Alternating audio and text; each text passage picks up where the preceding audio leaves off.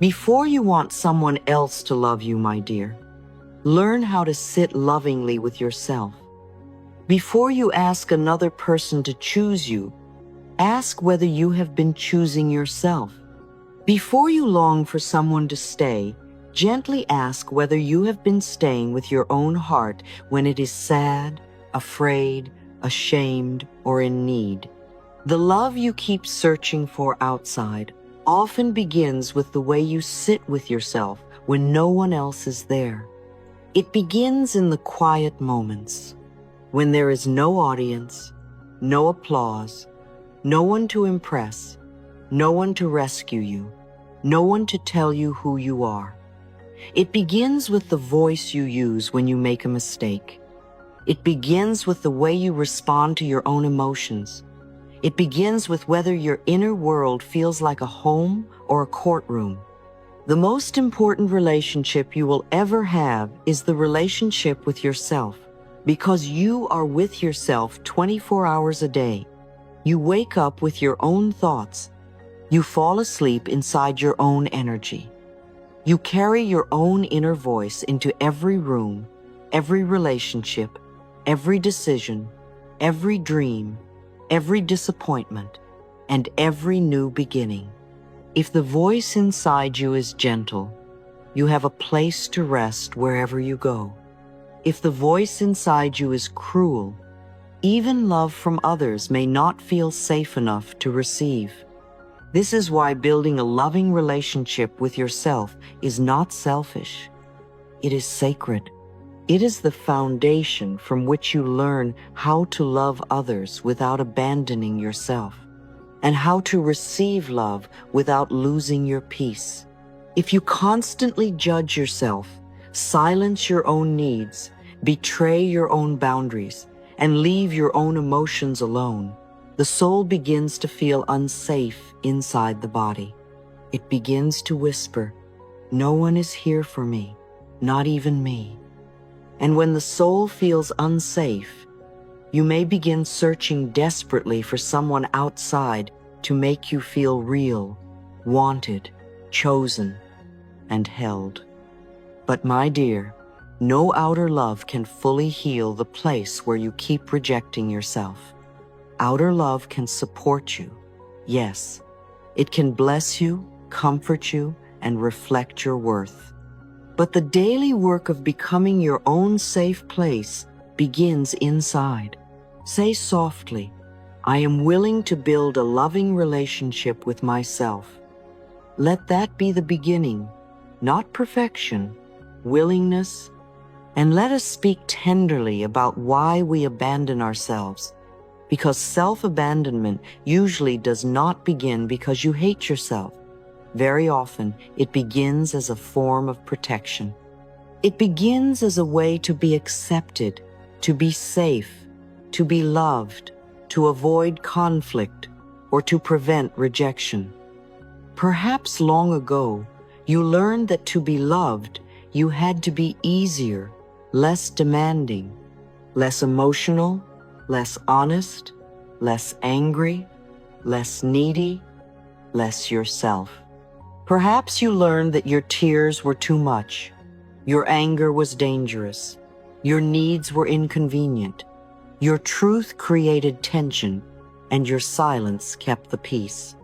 So little by little, you began to leave yourself in order to keep others close. Maybe you say yes when your whole body wants to say no. Maybe you stay quiet to keep harmony while something inside you is hurting. Maybe you blame yourself before you even try to understand yourself. Maybe you try so hard to please other people that you forget to ask, "What do I need?" Maybe, when you feel unsafe with someone, you still run to that same person for comfort, hoping they will become the medicine for the wound they touched. Maybe you treat other people's emotions as more important than your own. Maybe you only love yourself when you are productive, beautiful, useful, successful, calm, admired, or chosen. And when you are tired, messy, emotional, confused, or imperfect, You withdraw your own love.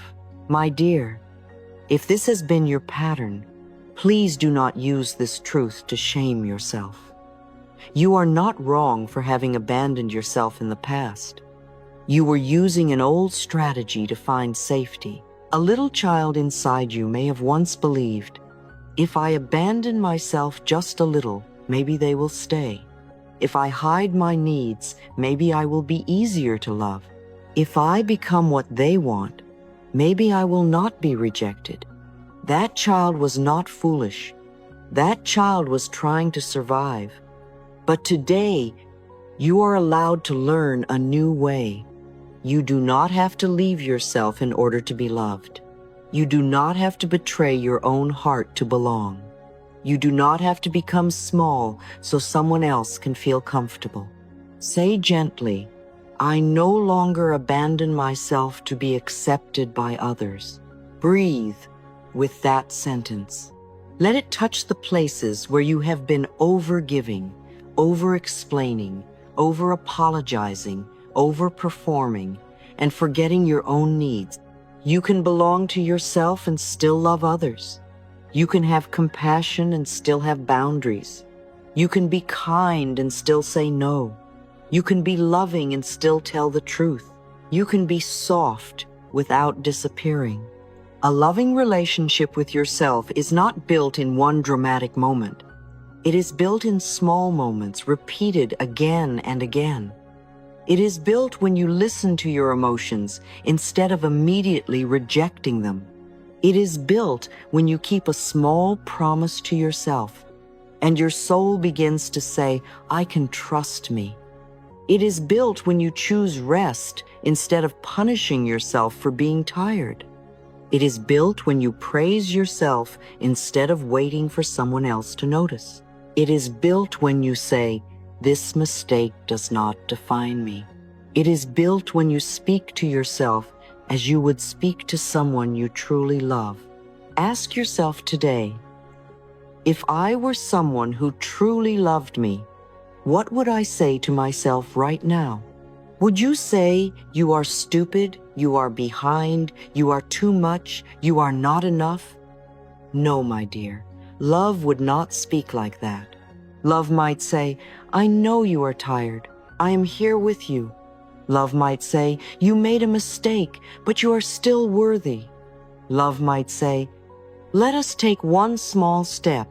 Love might say, you do not have to prove your value today. Love might say, I am proud of you for not giving up. This is how you begin to become your own safe person. Say softly, I show up for myself in small, loving ways every day. Now let us begin with one practical way to heal the relationship with yourself. Do not hesitate to praise yourself. Many people find it easy to criticize themselves, but they feel embarrassed when they try to say something kind. They can list 10 mistakes quickly, but struggle to name one thing they did well. But the soul needs recognition the way a child needs to hear, you did well. Every night, write down 3 things you did well, no matter how small. I did not react the old way. I drank water and cared for my body. I told the truth about how I felt. I completed one task even though I was tired. I did not give up. Today. These things matter. They are evidence of growth. Praising yourself is not arrogance. It is returning to yourself the recognition you have been waiting for from others. It is saying, I see my effort. I see my courage. I see my progress. Say gently, I praise myself with love. I notice my growth. Let your inner child hear this. Let the part of you that has been working so hard feel seen. And another beautiful practice is to interview your shadow, not attack it. The shadow is not your enemy. It is the hidden part of you that was once shamed, rejected, judged, or told it was not allowed to exist. Jealousy, anger, control, fear, resentment, neediness, avoidance. These parts are not trying to ruin your life. They are often trying to protect you in old ways. Ask them, what are you trying to protect me from? When did you first appear?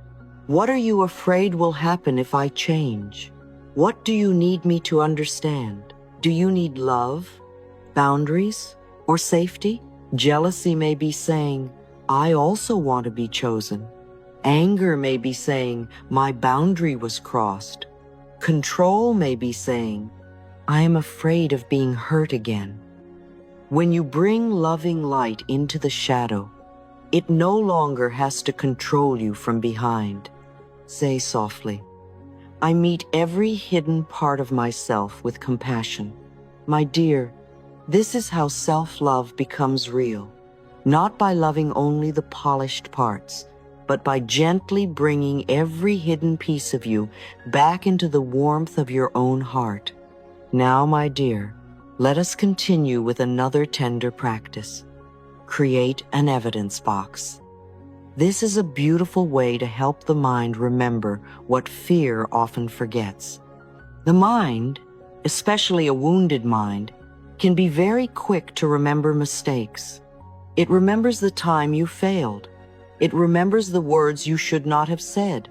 It remembers the relationship that did not work. It remembers the rejection, the embarrassment, the day you were not chosen, the moment you felt small. But the same mind can easily forget the evidence that you have been brave. It forgets the mornings you got up even when your heart was heavy. It forgets the times you were kind. It forgets the difficult seasons you survived. It forgets the small achievements that quietly built your strength. It forgets the loving messages people sent you, the compliments you brushed away, the moments when you were proud of yourself for not giving up. So I want you to make a real place for this evidence. It can be a small box in your room. It can be a folder on your phone. It can be a page in your journal called the evidence box. And into this box, you begin to place proof of your strength, goodness, and growth. Put in kind words from other people. Put in messages that touched your heart. Put in moments when you overcame something hard. Put in little achievements. Put in the day you chose not to react the old way. Put in the morning you took care of your body. Put in the moment you told the truth. Put in the time you walked away from what made you small. Put in the day you cried and still continued. Put in the proof that you are learning, softening, becoming, healing, and growing. Then, when the old voice comes and says, there is nothing good about me, you do not have to argue with it from emptiness. You open the evidence box. You look at the proof. You say, no, this is not true. Here is evidence that I have grown. Here is evidence that I have been kind. Here is evidence that I have survived. Here is evidence that I am loved. Here is evidence that I am becoming someone I can trust. My dear, you do not have to believe every criticism in your mind when you have a whole box of evidence showing your effort. Say softly, I collect evidence of my strength, goodness, and growth. Let this be a practice of remembering yourself with fairness. You have been too quick to remember what hurt. Now you are learning to remember what healed. The fourth way to build a loving relationship with yourself is to stop running away from your emotions when you are triggered. A trigger is not proof that you are weak. It is not proof that you are broken. It is a signal that some part of you is asking to be heard. But when we are triggered, the old reflex is often to run outward. We look for the person who made us feel unsafe and try to get them to soothe us. We send the message again. We check the phone. We explain too much. We beg for reassurance. We try to make the outside world calm down so the inside world can breathe. And sometimes the person we run to is the very person who awakened the wound. This is not because we are foolish.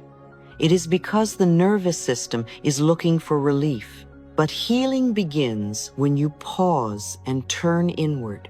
Not forever, not because you never need other people, not because connection is wrong. You are human. You need love, comfort, healthy support, and safe relationships. But before you hand your entire nervous system to someone else, come back to yourself for a moment and ask, what am I feeling? Where is this feeling in my body? What am I afraid of right now? Do I need reassurance, rest, honesty, or a boundary? What can I do for myself in the next 10 minutes? This is self-loyalty. This is how you tell your heart, I will not abandon you while I wait for someone else to respond. When you are triggered, place one hand on your heart and one hand on your belly. Take 3 slow breaths. Feel your feet. Look around the room and name what is real now. Then say, this is a trigger. This is an old wound asking for care. I do not have to become the panic. I can listen. Maybe you need to write the message but not send it yet. Maybe you need to drink water. Maybe you need to cry.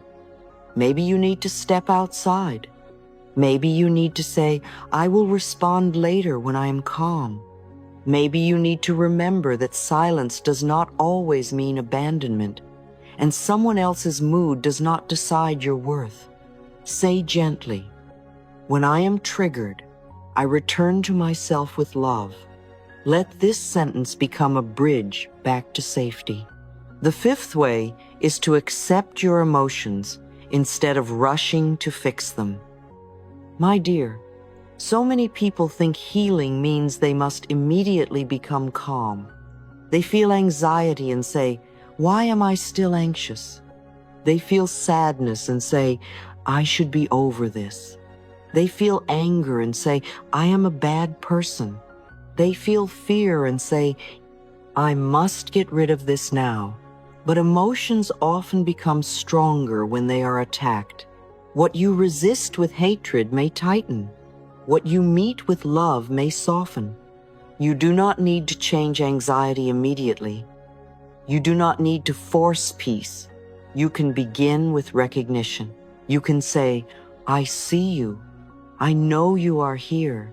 You are allowed to move through me safely. Anxiety does not need to be chased away like an enemy. It often needs to be held. It needs reassurance. It needs breath.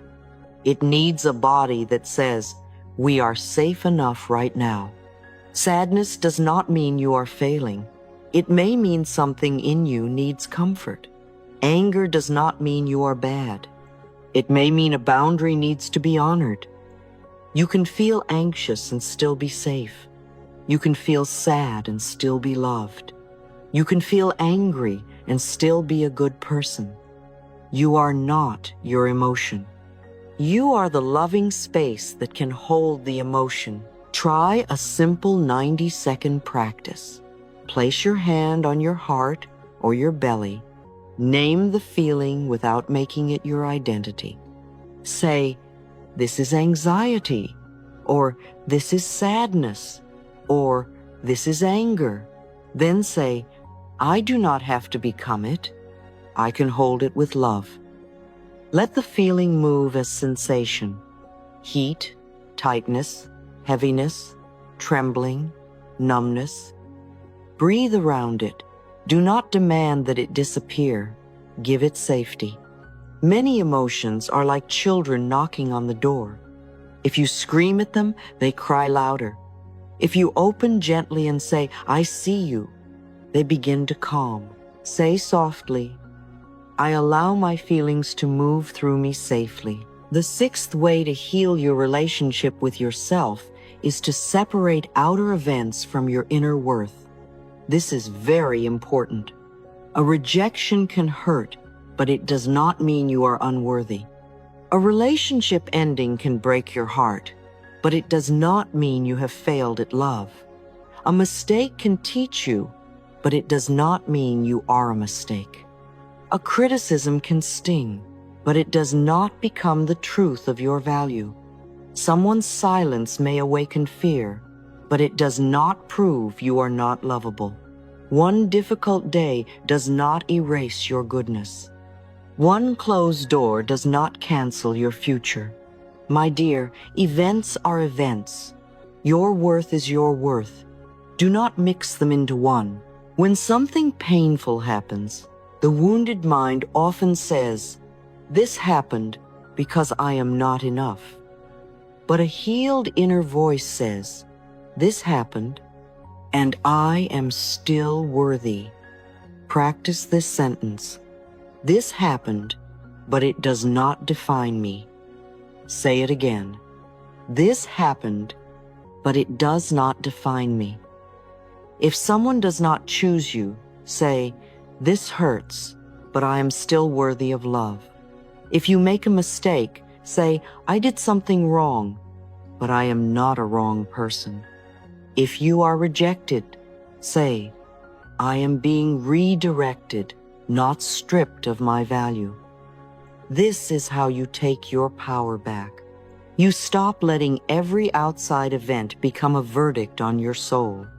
Life will contain moments of loss, confusion, disappointment, and change. People will have their own wounds, limits, preferences, and timing. Sometimes things will not work.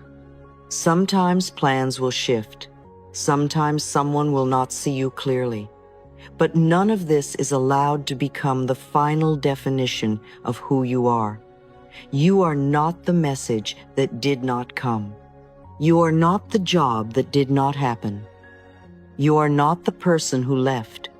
You are not the day you fell apart. You are the one learning to return to yourself through it all. Say gently, "What happens outside of me does not define the worth within me." And the seventh way, perhaps the most beautiful of all, is to become the safest person for yourself. A loving relationship with yourself means you no longer betray yourself to keep someone else. You no longer punish yourself for being weak, emotional, tired, or confused. You no longer ignore your true needs just because someone else may not understand them. You no longer turn mistakes into lifelong sentences. You no longer speak to yourself like a person you are trying to destroy. You become the friend who stays, the friend who listens, the friend who tells the truth gently, the friend who says, "Let us rest," the friend who says, "We can try again," the friend who says, "I am not leaving you because today is hard." You know you are becoming safer for yourself when your inner voice becomes softer, when you rest without drowning in guilt, when you hold a boundary even if someone is disappointed, when you stop using another person's love as the only measurement of your value, when you allow yourself to learn, make mistakes, repair, and grow. When you do not abandon yourself on the difficult days. This is the deepest self-love, not the self-love that exists only when you are beautiful, successful, praised, productive, admired, or chosen. The deepest self-love is when you are messy, sad, afraid, triggered, uncertain, and still you say, "I am here with you." Imagine saying this to yourself every day. I am your safe place now. Not perfectly, not without forgetting sometimes, but again and again. When the world feels loud, you return. When someone misunderstands you, you return. When your body is tired, you return. When old shame visits, you return. When you feel unchosen, you return. You become the one who does not leave. Say softly, "I am becoming the safest person for myself." Let your whole body hear it. Let the inner child hear it. Let the old parts of you that have waited so long for loyalty hear it. You are becoming safe. And now, my dear, as we come toward the close, I want you to remember something very tender. Do not abandon the one who has been with you from the beginning. You have walked with yourself through every season of life, through childhood, through confusion, through hope, through heartbreak, through mistakes, through shame, through growth, through loss, through endings, through beginnings. You were there when no one else understood. You were there in the quiet moments after disappointment. You were there when you had to start again. You were there when you cried and still continued. You were there when you did not know how you would make it, and still somehow you did. The person who needs your love most is not always someone out there. Sometimes it is you, the one who has been waiting a very long time for you to come home. So let us remember the 7 ways to build a loving relationship with yourself. First, praise yourself more. Notice your effort. Notice your growth. Notice the little victories that no one else may see. Tell yourself, I did well today. Let your soul receive recognition. Second, interview your shadow instead of hating it. Ask the hidden parts what they are trying to protect when they first appeared, what they fear, and what they need. Bring light into the corners of yourself you once rejected. Third, create an evidence box. Keep proof of your strength, goodness, kindness, progress, and survival, so that when the mind lies, you can answer with truth. Fourth, return to yourself when you are triggered. Do not immediately abandon your own body to chase comfort from the outside. Pause, breathe, ask what you feel, and give yourself 10 minutes of care. Fifth, accept your emotions instead of rushing to fix them. Say, I see you. I know you are here. You can move through me safely. Let anxiety, sadness, anger, and fear be held in love. Sixth, separate outer events from your worth. What happened may hurt, but it is not who you are. This happened, but it does not define you. And seventh, become the safest person for yourself. Speak gently, rest when needed, hold boundaries. Stop measuring your worth by someone else's response. Stay with yourself on the hard days. My dear, this is how self-love becomes real, not as a pretty idea, not as a word we repeat only when life is easy, but as a daily relationship. A relationship built through praise, compassion, evidence, emotional presence, acceptance, separation from old stories, and deep loyalty. You are learning to become the friend you needed. You are learning to become the home you searched for. You are learning to stop leaving yourself at the door of other people's approval. So today, place your hand on your heart and say, I am willing to build a loving relationship with myself. Say, I no longer abandon myself to be accepted by others. I show up for myself in small, loving ways every day. Say, I am becoming the safest person for myself. Let these words mark a new beginning. You have waited long enough for love to come only from the outside. Now you are learning to let love begin within you, speak through you, hold you, guide you, and walk with you. Do not abandon yourself anymore, my dear. You are the one you have been waiting to return to. And now, my dear, I want to leave you with a gentle blessing. May you stop looking at yourself through the eyes of old criticism. May you begin to see yourself through the eyes of love. May the voice inside you become softer, warmer, kinder, and more patient. May you remember that you are not here to punish yourself for every mistake, every delay, every emotion, or every imperfect chapter. You are here to learn, to heal, to grow, and to become a safe home for your own heart.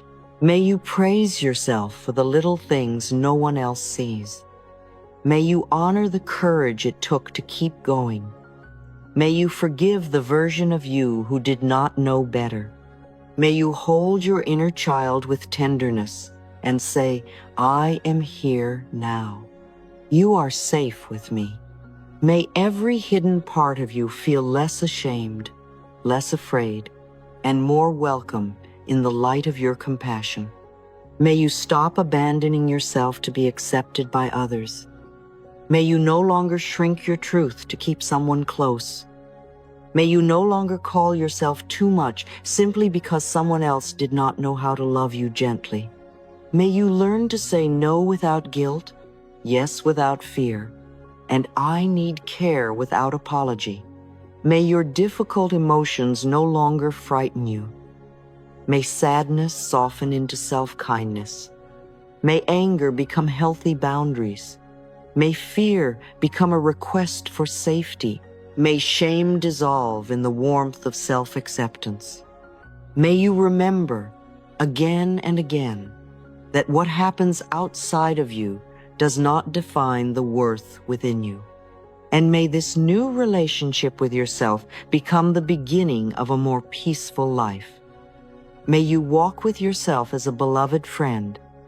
May you speak to your body with gratitude. May you listen to your heart with respect. May you trust your growth, even when it is slow. May you know that you are worthy of love before anyone chooses you, worthy of peace before everything is solved, and worthy of joy even while you are still becoming. Bless your heart, my dear. Bless the child within you. Bless the person you have been, the person you are, and the person you are becoming. You are safe to love yourself now. You are allowed to come home to yourself, and all is well in your world.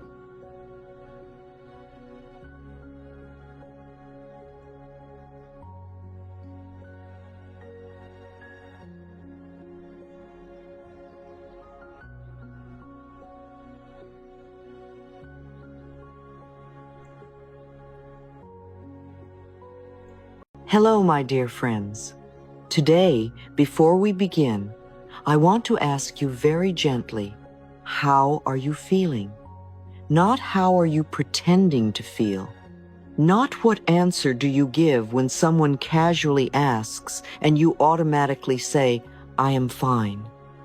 I mean, how are you really feeling inside your body, inside your heart, inside the quiet place you may not show to anyone? Are you tired? Are you sad? Are you angry but trying to stay polite? Are you anxious but still smiling? Are you disappointed but telling yourself it does not matter? Are you lonely, confused, heavy, numb, or simply overwhelmed by feelings you do not know how to name? My dear, whatever is here today, I want you to know this. Your emotions are not here to destroy you. They are not proof that you are weak. They are not enemies attacking your peace. Your feelings are messengers from the soul, asking for something within you to be seen, heard, held, and healed. Many people are afraid of their emotions because they believe that if they truly feel them, they will fall apart. They say, if I start crying, I may never stop. If I admit how angry I am, I will become someone bad. If I touch this sadness, it will swallow me. So they run. They stay busy. They distract themselves. They keep talking, working, scrolling, eating, shopping, helping others, fixing other people's lives, or repeating positive words while the body is still begging for honesty. But emotions that are pushed away do not simply disappear. They find other doors. They enter the body as tension. They enter the voice as sharpness or silence. They enter the breath as tightness. They enter sleep as restlessness. They enter relationships as reactions that feel bigger than the moment. They enter choices as self-sabotage, avoidance, overthinking, or exhaustion. What is not felt with love often returns as a pattern. Every emotion you feel is carrying a message. When you stop running, healing begins.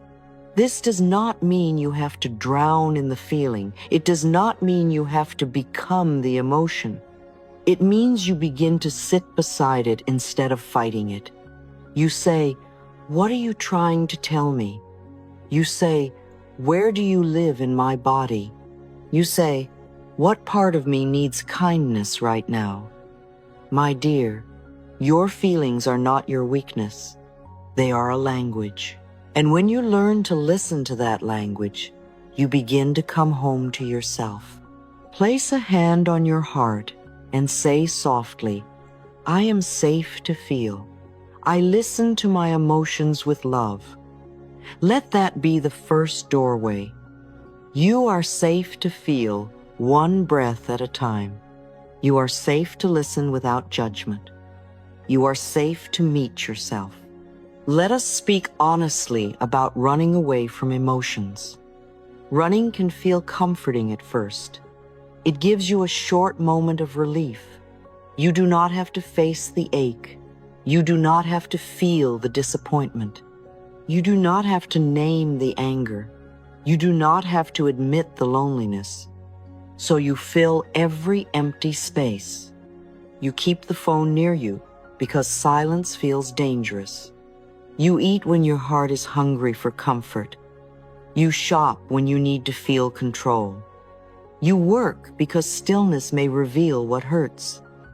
You stay around people because being alone might force you to hear yourself. You become positive too quickly, not because you are truly at peace, but because you are afraid that honesty will make you heavy.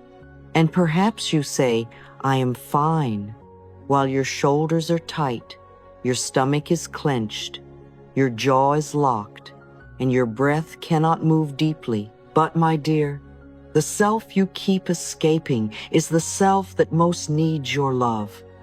If you keep running from your sadness, you may lose access to tenderness.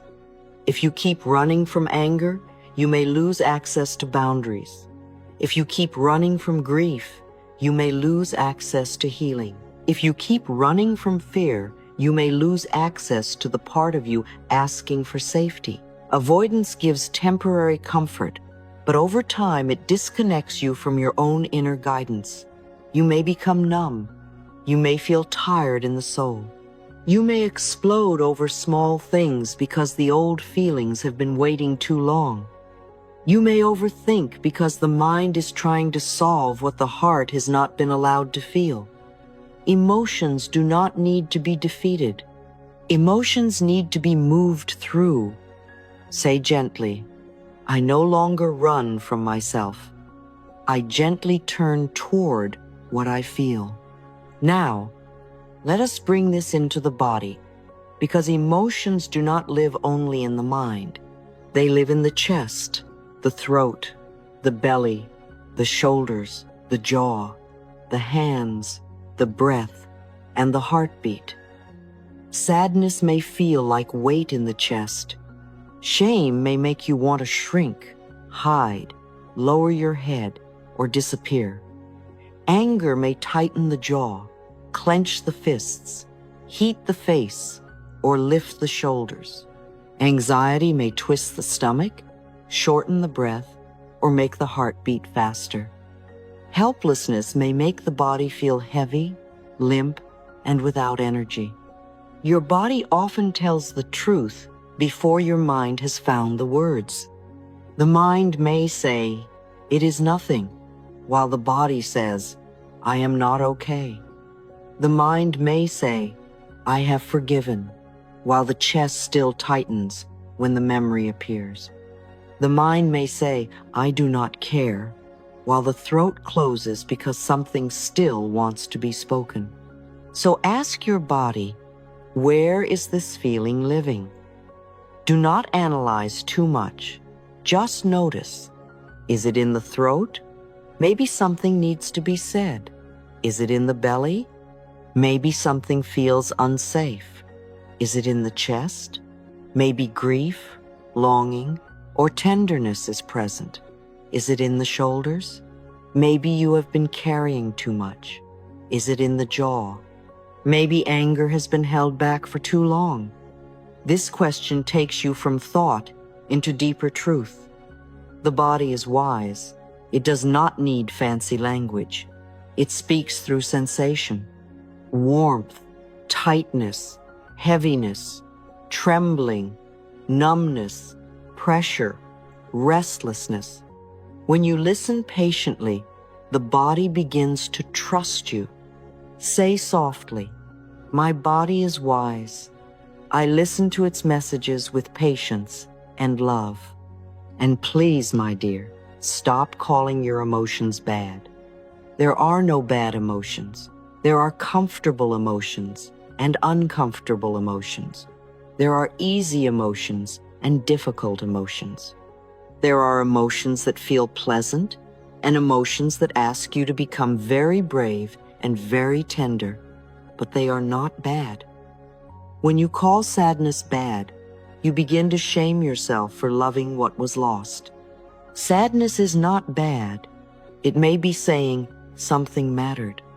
When you call anger bad, you may silence the part of you that knows a boundary was crossed. Anger is not bad. It may be saying something needs protection. When you call shame bad, you may attack the part of you that fears exclusion. Shame is not bad. It may be saying, I am afraid I will not be loved if I am seen. When you call disappointment bad, you may forget that disappointment only exists because hope was once there. And when you call discouragement bad, you may miss the message that your life energy needs care, nourishment, and awakening again. Changing the language changes the relationship. Instead of saying, I am having a negative emotion, say, I am having an uncomfortable emotion. Feel the difference. Negative makes the emotion sound like an enemy. Uncomfortable makes it human. And when it becomes human, you do not have to fight it. You can learn from it. You can say, sadness, what are you showing me? Anger, what boundary do I need to honor? Fear, where do I need safety? Shame, what part of me needs love? Disappointment, what desire was important to me? My dear, this is emotional freedom. Not never feeling pain, but no longer being at war with the pain when it comes. Say softly, all my emotions are allowed. They are messages, not enemies. Let that sentence become a new home inside you. You are not here to become a person who never feels. You are here to become a person who can feel with love, listen with patience, and respond with wisdom. Your emotions are gifts, not because every feeling is pleasant, but because every feeling can bring you closer to yourself when you stop running. So today, ask your heart, what are you trying to tell me? Ask your body, where are you holding this? Ask your soul, what needs to be loved here? And then listen, my dear. Listen gently. Healing begins when you stop treating your feelings like enemies and begin welcoming them as messengers guiding you home. Learn how to understand your emotions, my dear, not as enemies, not as problems, not as signs that something is wrong with you, but as gentle messengers from the deeper self. Every uncomfortable emotion has a hidden gift. It may not feel like a gift at first. Sadness may feel heavy. Shame may feel burning. Anger may feel frightening. Confusion may feel foggy. Discouragement may make you want to give up. But if you stop long enough to listen, you will discover that each feeling is trying to bring you information.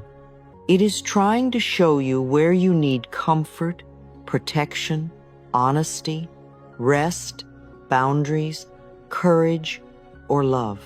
The feeling itself is not here to destroy you. It is here to bring something unconscious into the light, so it can be understood, held, and healed. Let us begin with sadness. Sadness often comes when you have lost something, or when you are longing for something that has not arrived. It may come when a relationship changes, when a dream feels far away, when you feel lonely, when life does not look the way your heart hoped it would.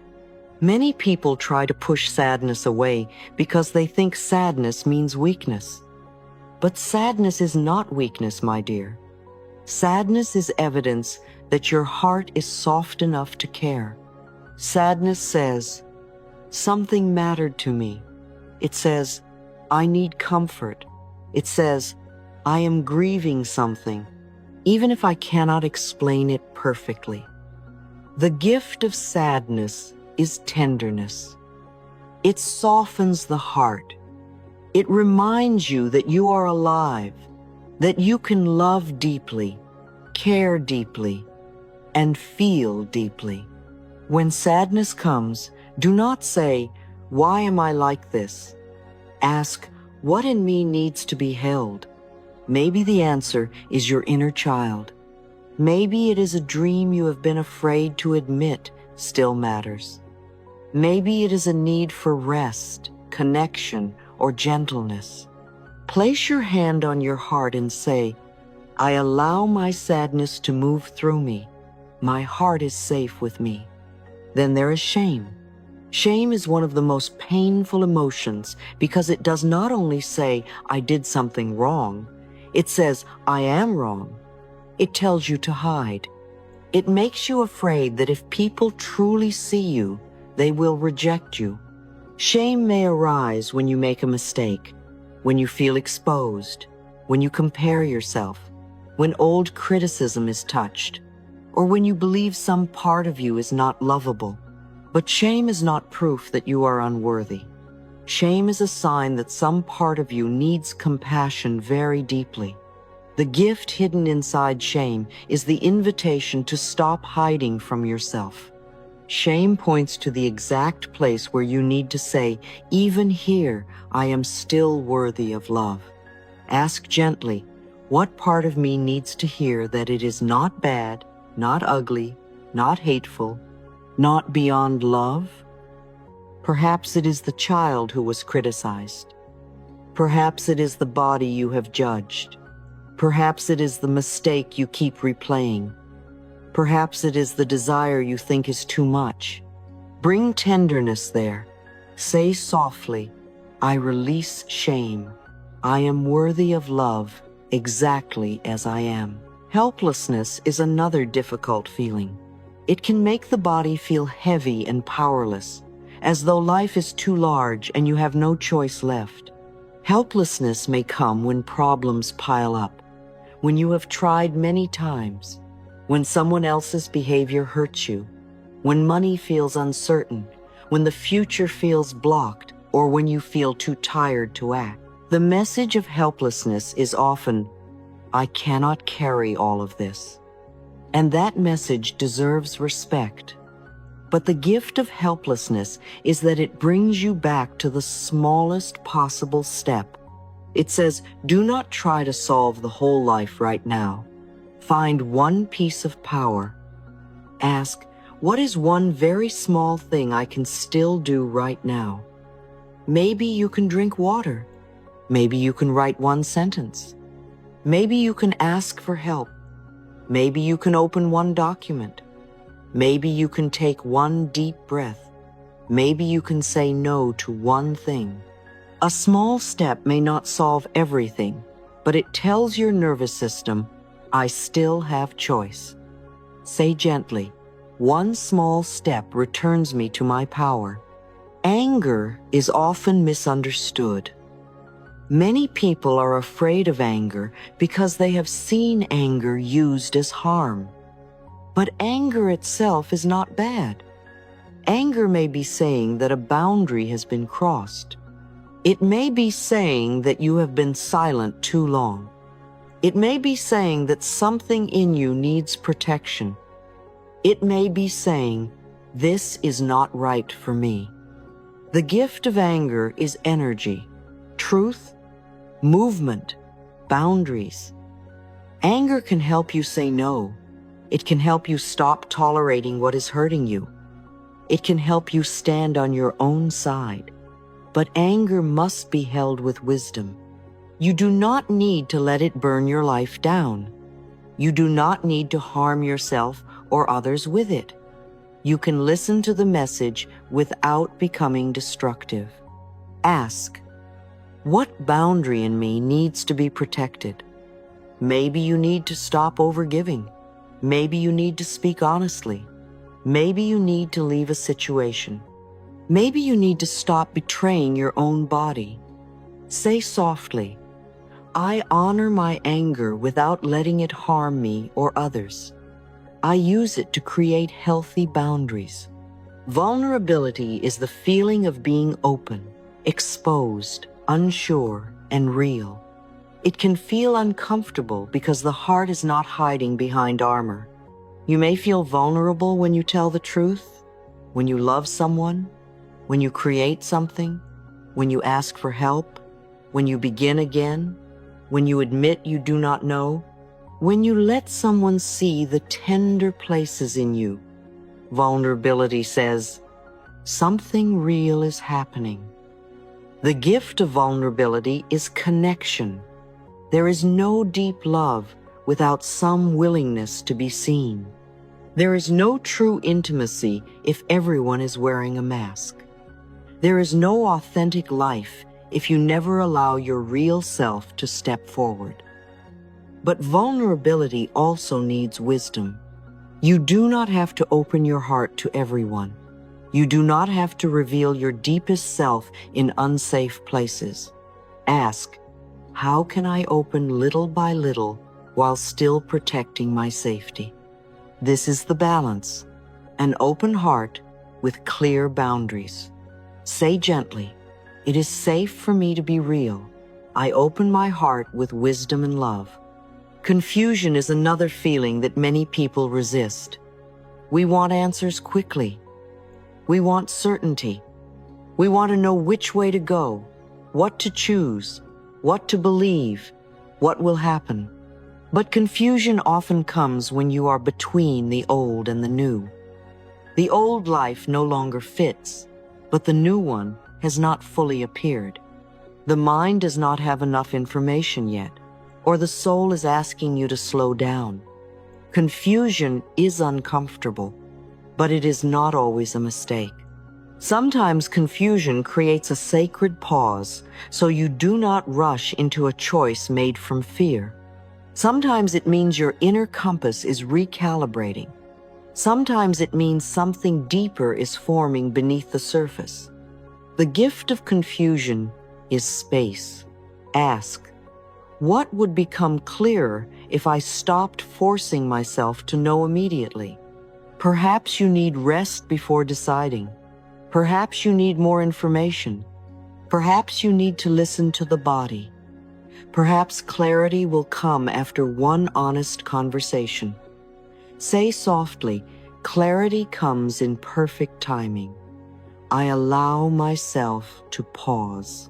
Disappointment appears when you hoped for something, trusted something, expected something, and life did not unfold the way you wanted. Disappointment can hurt because it touches hope, and many people, after disappointment, begin to shame themselves for having hoped at all. They say, I was foolish to believe. I should have known better. I should never want anything. But my dear, hope is not foolish. Hope means your heart was alive. Disappointment does not mean your desire was wrong. It may mean your expectation needs adjusting, your timing needs surrender, or your discernment needs sharpening. The gift of disappointment is refinement. It helps you see what mattered to you. It teaches you what you truly value. It may show you where you gave too much power to an outcome. Ask, what expectation needs to be released, and what lesson needs to be kept? Then say gently, I release what did not happen and open to what is still possible. Life is not finished blessing you simply because one hope did not unfold as planned. Discouragement is the feeling that comes when you have tried for a long time and still do not see the result. It may come when your effort feels invisible, when healing feels slow, when progress feels too small, when purpose feels distant, when the path feels heavier than you imagined. Discouragement does not always mean you should quit. Sometimes it means you need rest. Sometimes it means you need a smaller step. Sometimes it means the old reason no longer nourishes you, and you need to reconnect with a more loving purpose. The gift of discouragement is renewal. It says, do not keep pushing in the same exhausted way. Pause, refill, adjust, find one small light. Ask, what tiny ray of light is still here? Maybe it is one person who cares, one skill you have gained, one breath, one page written, one lesson learned, one reason to continue today. Say softly, I rest, I renew, and I begin again gently. Now, after we have listened to these emotions, we must speak about compassion, because emotions cannot be healed through judgment. You cannot shame sadness into disappearing. You cannot criticize shame into becoming self-worth. You cannot attack anger into becoming wisdom. You cannot punish confusion into clarity. Healing comes through gentle presence. It comes when you stop becoming an enemy to your own inner life. When you are sad, do not say, be strong. Say, I am here with you.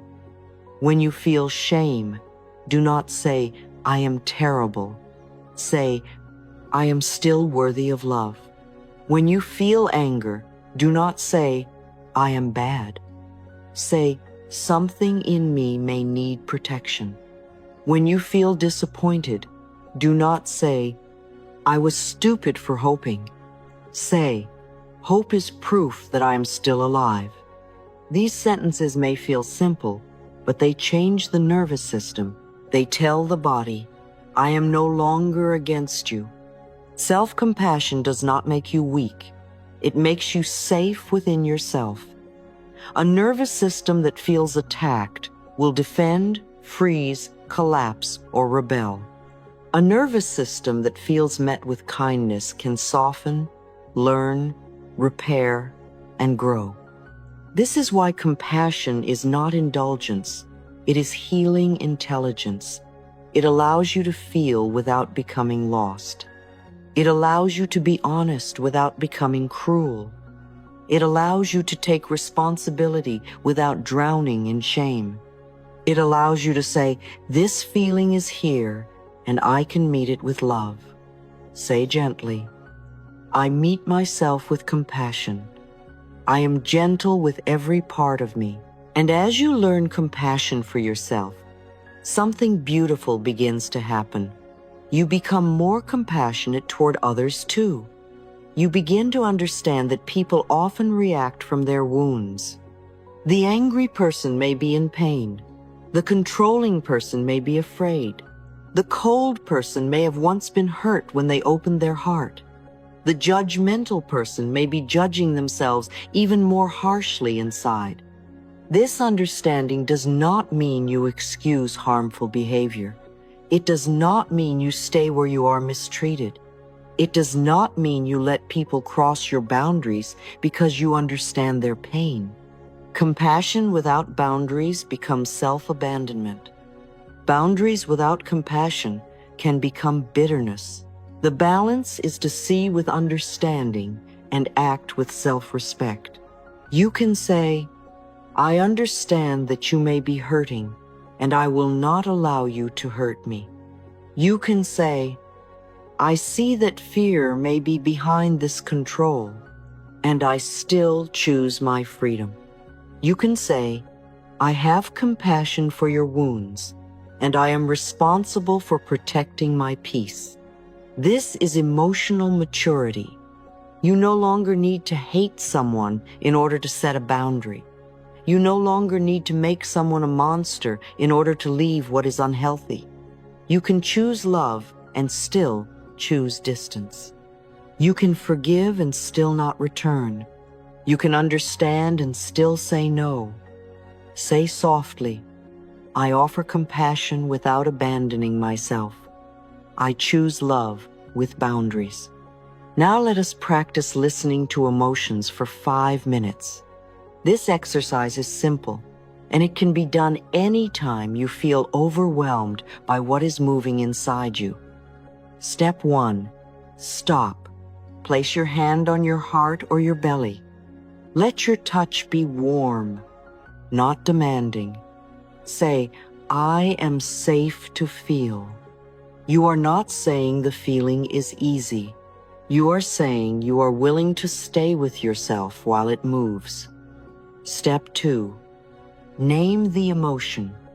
Do not say, "I am terrible." Say, "I feel sadness. I feel anger. I feel shame. I feel fear. I feel disappointment."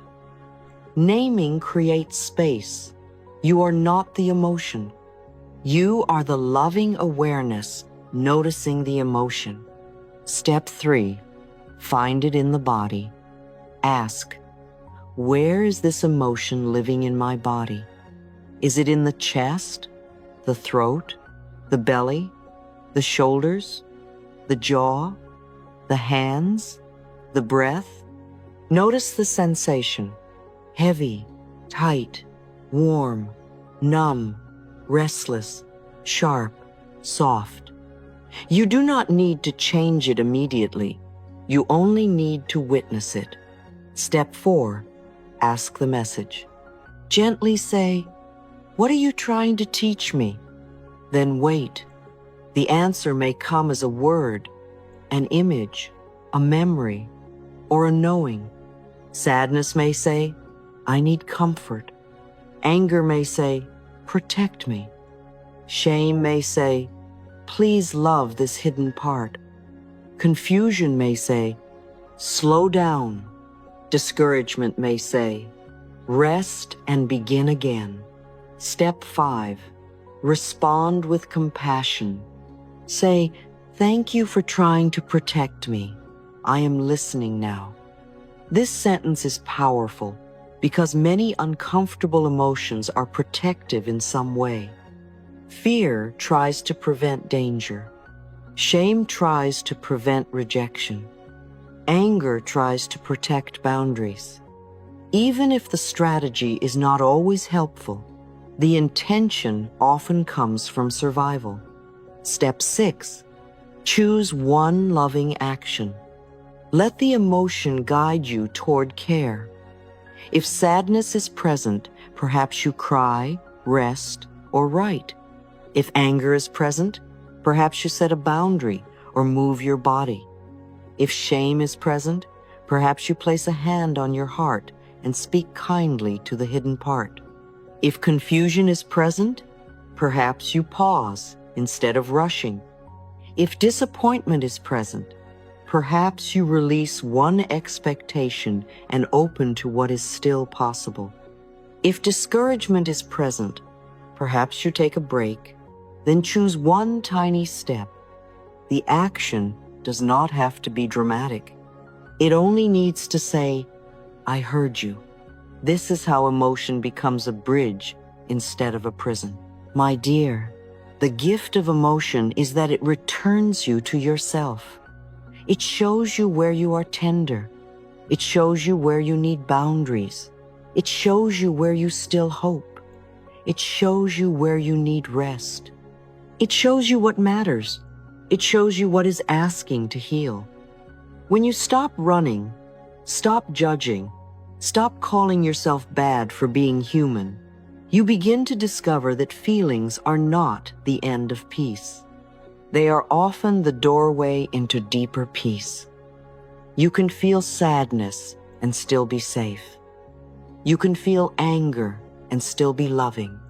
You can feel shame and still be worthy. You can feel confusion and still be guided.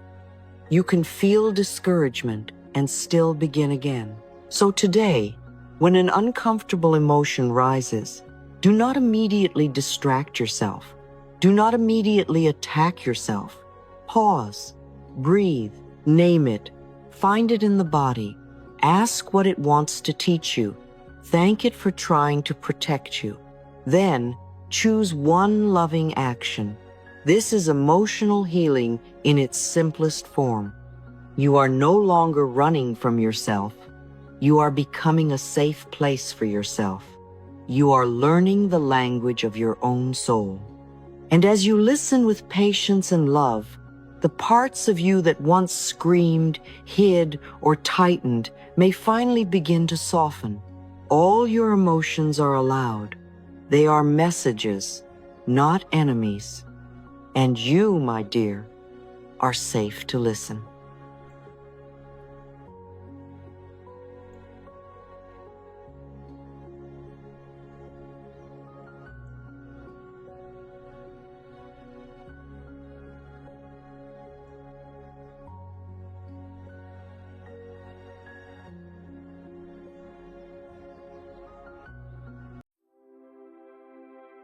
Imagine, my dear, that inside your mind there is a room full of voices. Some voices are gentle. Some voices are afraid. Some voices sound like your parents. Some sound like old teachers, old lovers, old criticism, old shame, old rules, old religion, old culture, old memories, old pain. And for many years, perhaps you thought all of those voices were you. You thought every fear was your truth. You thought every belief was your identity. You thought every anxious thought, every self-judgment, every need to please, every pressure to become impressive, every fear of being seen, every old wound speaking inside you was simply me. But my dear, not every thought in your head belongs to the deepest truth of who you are. Many thoughts are learned. Many fears are inherited. Many beliefs were planted before you were old enough to question them. Freedom begins when you pause and ask, is this belief truly mine? Or did I learn it from someone else's fear? You may be living with the voice of a parent inside you and believing it is your own wisdom. You may hear, you are not good enough, and think that is truth, when perhaps it is only an old sentence passed down through generations of wounded people. You may be afraid of being judged because at some point in your life you were shamed for being yourself. You may chase success with exhaustion because somewhere inside you learned that value had to be earned. You may try to please everyone because you were taught, quietly or loudly, that love must be bought with obedience. You may stay silent because once your truth created conflict.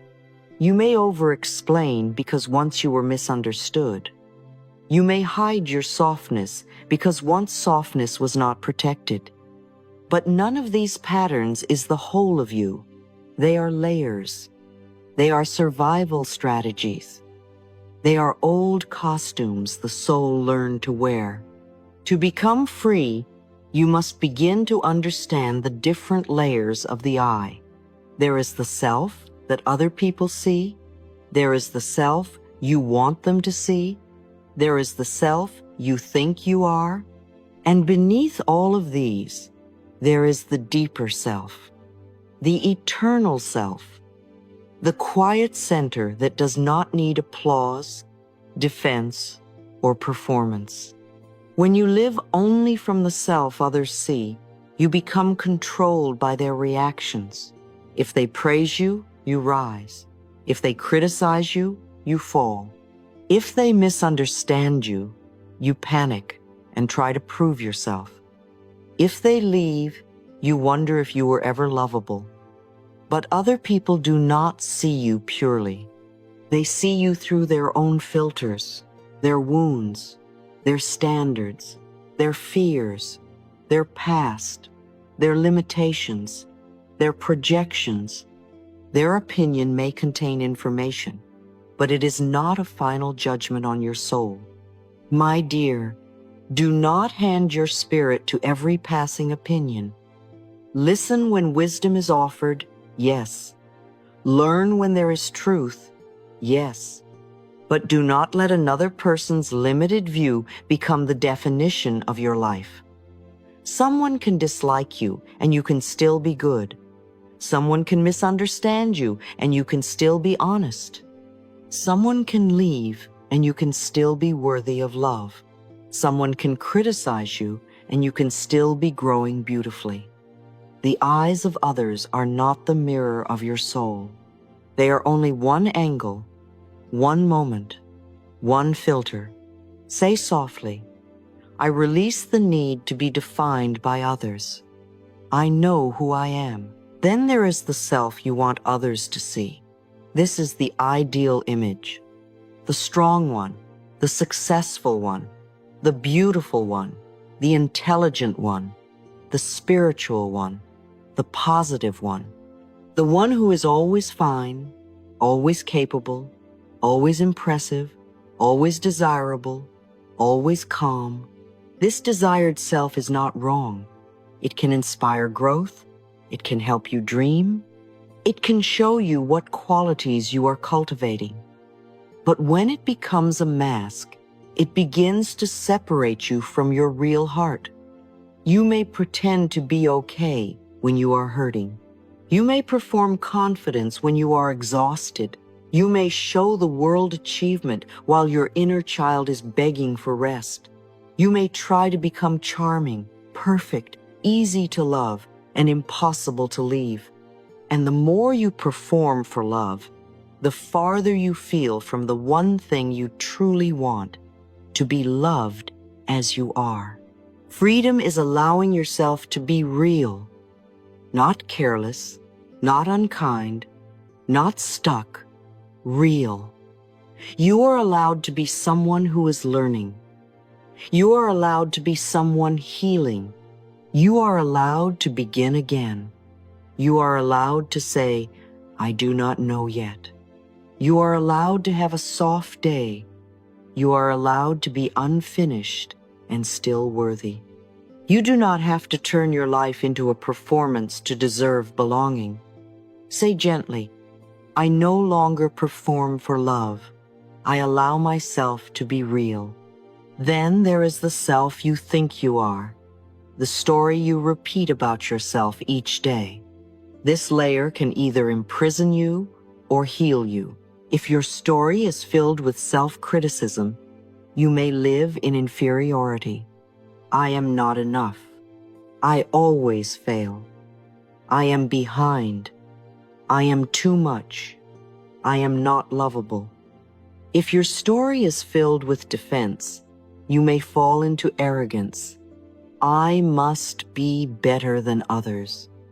I must prove I am special. I must never look weak. But true self-love is neither self-hatred nor superiority. True self-love says, I have value, and so do others. I am enough, and I am still growing. I do not need to shrink to be humble. I do not need to prove I am above anyone to be worthy. This is a peaceful place.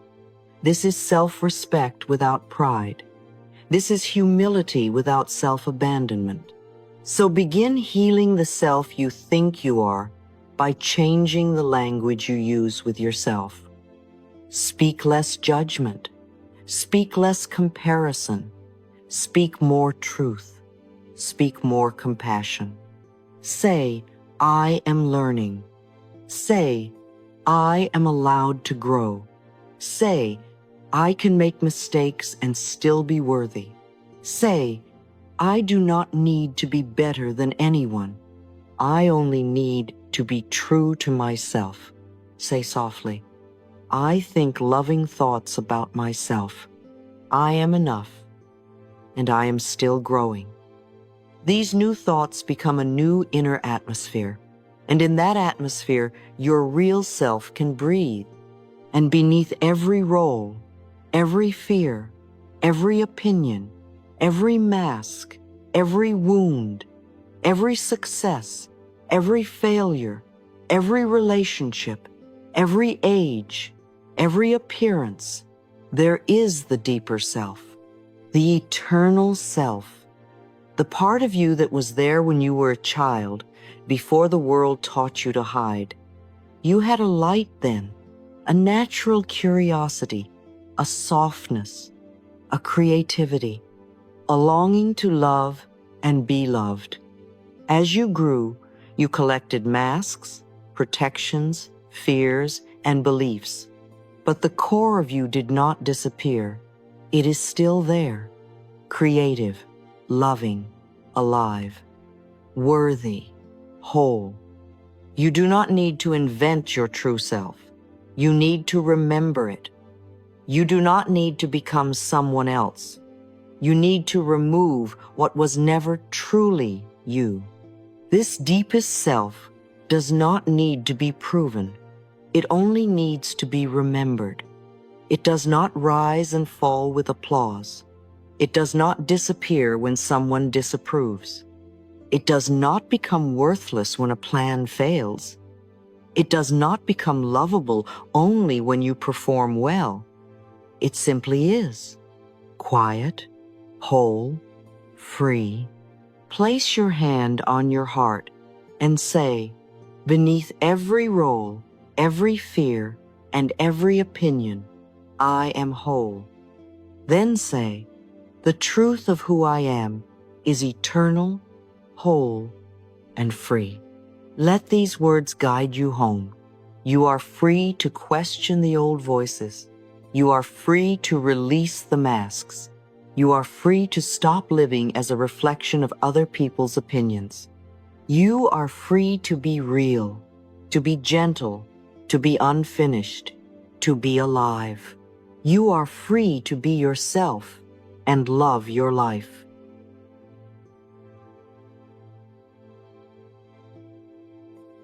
And now, my dear, after we have looked at all these layers of the self, after we have seen the voices that are not truly ours, the masks we wear, the opinions we absorb, and the stories we tell about ourselves, we come to one of the most tender doors of freedom, self-acceptance.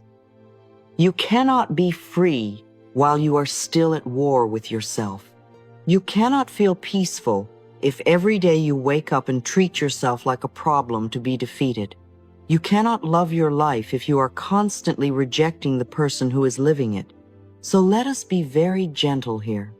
Accepting yourself does not mean you stop growing.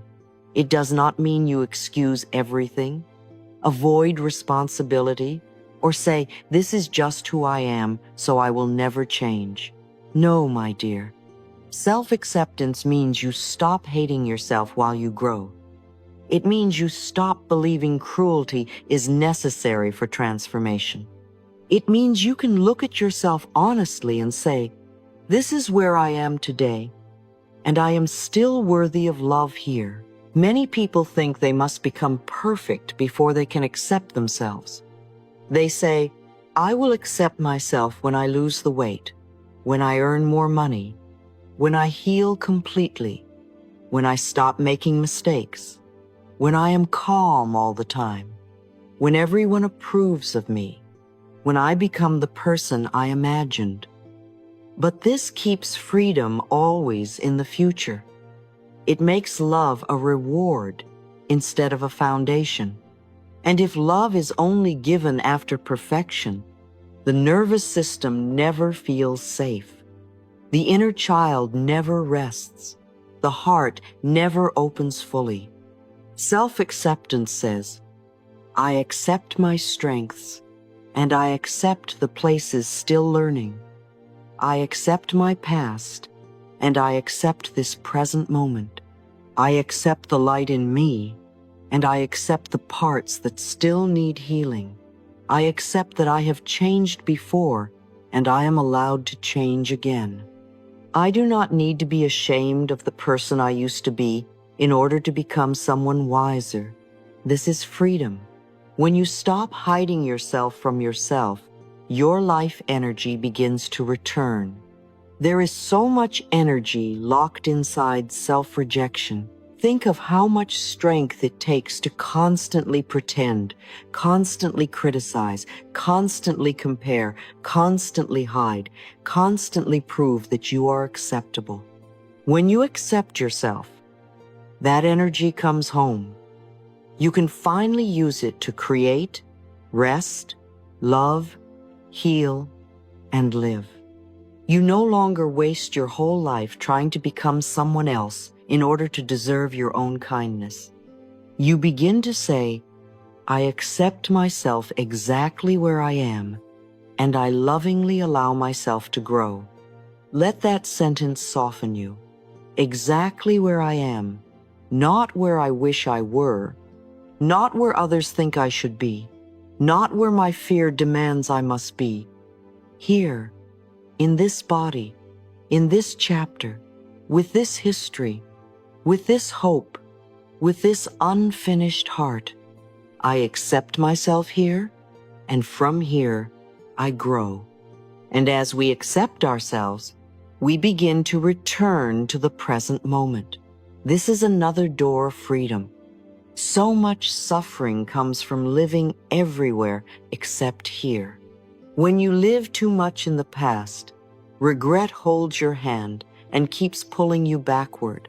You replay old conversations, old choices, old wounds, old mistakes, old versions of yourself, and you ask, why did I do that? Why did they do that? Why did life happen that way?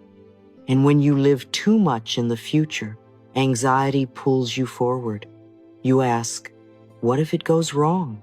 What if I fail? What if I am left behind? What if I never become who I want to be? But the soul breathes in the present. The body lives in the present. Love is experienced in the present. Beauty touches you in the present. Life is not waiting only at the finish line of your goals. Life is happening in this ordinary moment, softly asking, will you notice me? Look at a leaf shining under sunlight. Feel the warmth of a cup of tea between your hands. Listen to the wind, the rain, the sound of footsteps, the quiet hum of a room, the breath moving in and out of your body. Feel the chair beneath you. Feel your feet touching the ground. Feel the simple fact that you are alive. These moments may seem small, but they are not small to the soul. The soul knows that life is made of moments like these. Not only the big achievements, not only the applause, not only the milestones, not only the day when everything finally looks perfect.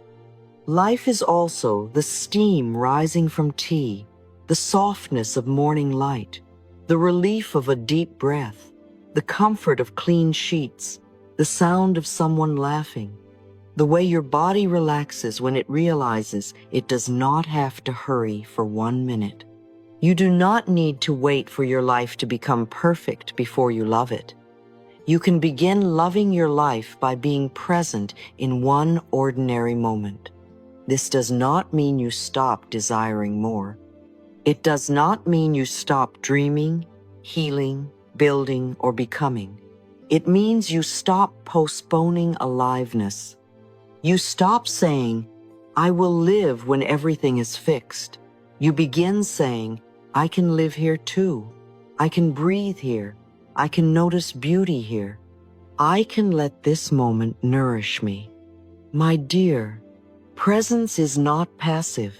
Presence is the act of returning your soul to the only place where peace can touch you. Now, say softly, I am present. I am here. I open my heart to the simple beauty of life. Let these words invite you back from all the places your mind has been wandering. And naturally, when we become present, gratitude begins to awaken. Gratitude is freedom from the mind of not enough. It does not deny difficulty. It does not say everything is easy when it is not. It does not ask you to pretend pain is not real. Gratitude simply says, pain is not the whole story. Lack is not the whole story. Fear is not the whole story. There is still light here. When you are grateful for one deep breath, you remember that life is still moving through you. When you are grateful for your body, even if it is tired or imperfect, you remember that it has carried you through every season. When you are grateful for a cup of tea, a simple meal, a roof over your head, a lesson from the past, or the fact that you are still here, you begin to free yourself from the trance of complaint. The grateful person is not the person who has everything. The grateful person is the one who recognizes that goodness is still living beside them. A person can have so much and still feel poor if the mind is trained only to see what is missing. And a person can have very little and still feel held if the heart knows how to bless what is present. Gratitude does not make you small. It opens you. It loosens the grip of comparison. It weakens the power of fear. It turns the inner conversation from, why is this not enough, to, what is here to support me now? And when you ask that question often, your energy begins to change. Your body softens. Your mind clears. Your heart becomes more available to life. So let gratitude become a daily return. Thank the breath. Thank the body. Thank the home. Thank the lesson. Thank yourself for continuing. Thank life for the doors that opened and the doors that protected you by closing. Thank the present moment for being a place where you can begin again. Say gently, I am grateful for this life. I welcome more good with an open heart. You do not need to force gratitude. You only need to practice noticing. One blessing, then another, then another. Little by little, the mind learns that the world is not only danger, lack, judgment, and unfinished work. The world also contains support, beauty, kindness, possibility, and quiet miracles. And as acceptance, presence, and gratitude grow within you, something deeper begins to happen. You begin to taste soul freedom. Soul freedom is not about becoming someone no one ever criticizes. That day may never come. People will have opinions. People will misunderstand. People will project their own fears and standards onto you. Soul freedom is not the absence of judgment from others. Soul freedom is when judgment no longer pulls you out of yourself. It is when you can hear an opinion and not collapse into it. It is when you can be disliked and still remain kind to yourself. It is when you can be misunderstood and still know your own heart. It is when you can be different without apologizing for your existence. It is when you stop living to perform, please, prove, hide, or become someone else. You live from the truth inside. You are allowed to say no. You are allowed to change. You are allowed to love what you love. You are allowed to leave places that make you feel small. You are allowed not to explain yourself to people who do not want to understand. You are allowed to live a life that does not match someone else's expectations. You are allowed to grow in a direction that surprises people. You are allowed to choose peace over approval. You are allowed to disappoint someone without abandoning your soul. You are allowed to love yourself without apologizing for it. These permissions may sound simple, but to a person who has lived for years under the weight of expectation, they can feel revolutionary. Perhaps you were taught that being loved meant being easy. Perhaps you were taught that being good meant being silent. Perhaps you were taught that being accepted meant becoming what others wanted. Perhaps you learned to smile when you were tired, say yes when your whole body said no, and shrink your desires so no one would feel uncomfortable. But my dear, that is not freedom. That is survival in a pretty costume. Soul freedom begins when you say, I am no longer available for a life where I betray my truth to keep false peace. This does not mean you become unkind. It means you become honest. It means your love includes yourself. It means your peace matters too. Say softly, I am free in my soul. I live from truth, love, and inner peace. Feel how steady that is. Truth, love, and inner peace. Not rebellion for the sake of rebellion. Not ego trying to prove it is special. Not anger trying to burn everything down. Truth, love, inner peace. You can set boundaries from love. You can walk away from love. You can change from love. You can speak from love. You can stop performing from love. You can be yourself from love. The deepest freedom is not chaotic. It is calm. It feels like coming home. My dear, you were never meant to live as a prisoner of other people's opinions. You were not born to be a copy of someone else. You were not born to become the answer to society's expectations. You were not born to spend your whole life editing your soul so you would be easier to approve of. You were born to be yourself, to heal yourself, to love your life, and to let your soul breathe. There is something inside you that has always known this, even when you tried to fit in, even when you wore the mask, even when you chased approval, even when you forgot your own voice. Something in you still whispered, there is more truth than this. There is more freedom than this. I am not here to disappear inside someone else's idea of who I should be. Do not let criticism define you. Criticism may teach you something, or it may reveal nothing more than another person's wound. Take the wisdom if there is wisdom, and release the poison if there is poison. Do not let your ideal image turn you into a stranger to yourself. Let dreams inspire you, but do not let performance replace your soul. Do not let old thoughts lock you inside inferiority. A thought can be repeated for years and still not be the truth. A fear can be loud and still not be God. A memory can hurt and still not be your destiny. Remember the eternal self, the deeper self, the part of you that remains whole beneath the masks, beneath the mistakes, beneath the changing body, beneath the changing roles, beneath the praise and the blame. That part of you is still here. It was here when you were a child, before the world taught you to hide. It was here when you were learning to survive. It was here when you were misunderstood.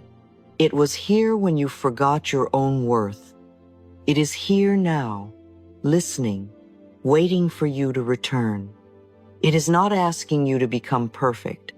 It is asking you to become honest. It is asking you to stop punishing yourself for being human. It is asking you to notice the sunlight, to breathe in the present, to bless your life, to say no when no is true, to say yes when yes comes from love, to live without constantly asking permission to exist. Freedom is when you can look at your life and say, I do not need everything to be perfect before I begin loving it. Freedom is when you can look at yourself and say, I do not need to be perfect before I offer myself kindness. Freedom is when you can stand in an ordinary moment with your unfinished dreams, your healing heart, your human flaws, your quiet hopes, and still say, I am here, I am enough, I am alive, I am allowed to be me. That is a beautiful life, my dear, not a perfect life, a true life. So today, release one old voice that is not yours. Remove one mask that has become too heavy. Stop asking one person's opinion to decide your worth. Accept one part of yourself you have been fighting. Notice one small beauty in the present moment. Name one thing you are grateful for. Make one choice that honors your truth. These are not small actions. These are acts of liberation. Each one tells the soul, you may breathe now. You may come home now.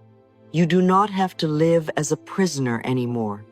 Place your hand on your heart and say, I accept myself exactly where I am, and I lovingly allow myself to grow. Say, I am present. I am here. I open my heart to the simple beauty of life. Say, I am grateful for this life. I welcome more good with an open heart. Say, I am free in my soul. I live from truth, love, and inner peace. Let these words become a doorway. Let them remind you that you do not need to become someone else to be worthy of love. You do not need to perform your way into belonging. You do not need to wait until no one judges you to finally be free. You are free when you remember who you are beneath the noise. You are free when you stop betraying your own heart. You are free when your life is no longer a performance, but a loving expression of your truth. And from this place, you can begin to love your life. Not because it is perfect, but because it is yours. You can love the morning light. You can love the breath in your body. You can love the person you are becoming. You can love the healing that is still unfolding. You can love the courage it takes to be real. You can love the quiet moments where your soul finally feels safe enough to breathe. My dear, you are not here to be a shadow of someone else's expectations. You are here to be a living expression of your own soul. You are here to remember your wholeness. You are here to release what is not yours, accept what is human, notice what is beautiful, bless what is present, and choose what is true. You are free to be yourself. You are free to love your life. And as you do, life begins to love you back in ways you can finally receive. All is well in your world. Before you go, my dear, I want to ask you one gentle question. Not a question for your mind to answer quickly, but a question for your heart to sit with quietly. How long have you been trying to become someone else in order to be loved? How long have you been editing your voice, hiding your feelings, shrinking your dreams, or performing a version of yourself that looks acceptable to the world but feels lonely inside your own soul? Take a breath and be honest with yourself. Maybe you have been strong for too long. Maybe you have been pleasing others for too long. Maybe you have allowed criticism, comparison, and old fear to decide who you are allowed to be. But today, you can choose differently. You can begin again, not by becoming perfect, but by becoming true. So if this message touched your heart, write in the comments, "I am free to be myself." Let this be your declaration. Let this be the moment you stop apologizing for your soul. You are allowed to be real. You are allowed to heal. You are allowed to love your life.